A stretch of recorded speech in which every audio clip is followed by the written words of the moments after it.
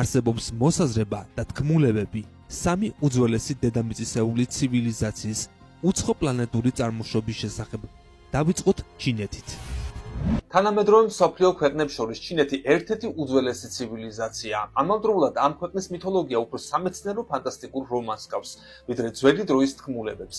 გავრცელებული ლეგენდის თანახმად, ჩინეთის პირველი იმპერატორი, იელოუ ემპერორი, იგივე ყვითელი იმპერატორი, ვარსკვლავებიდან დედამიწაზე მფრინავი ეტლით, დრაკონის სახით მოვიდა.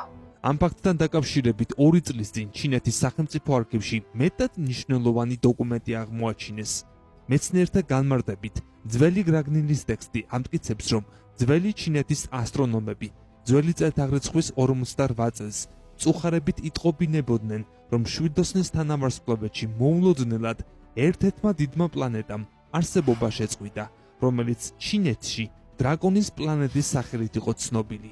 ხოლო ქვეყნის იმპერატორები თვლიდნენ, რომ მათი შორეული წინაპრები დედამიწაზე სწორედ ამ პლანეტიდან ჩამოვიდნენ. ეს კი იმის გამო მოხდა, რომ პლანეტა დაღუპვის საფრთხის წინაშე იდგა. სავარაუდოდ მათი ვარსკვლავი თეთრ ჯუჯად უნდა გადაქცეულიყო. გადმოცემის თანახმად პლანეტაზე იმიგრაციის პროგრამა დაიწყო, რომელიც წარმატებით განხორციელდა.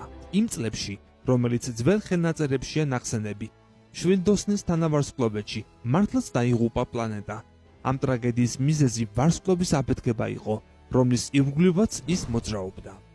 აქ კი კითხვა ჩნდება, თუ რამდენი წლის წინ იყო დიდი გადმოსახლება და ამ კითხვაზე პასუხს ჩის ხელნაწერი იძლევა. მაშინ ნათქვამია, რომ ვარსკვლავიდან ჩამოსული ღმერთები ჩინეთს 18,000 წლის მანძილზე მართავდნენ.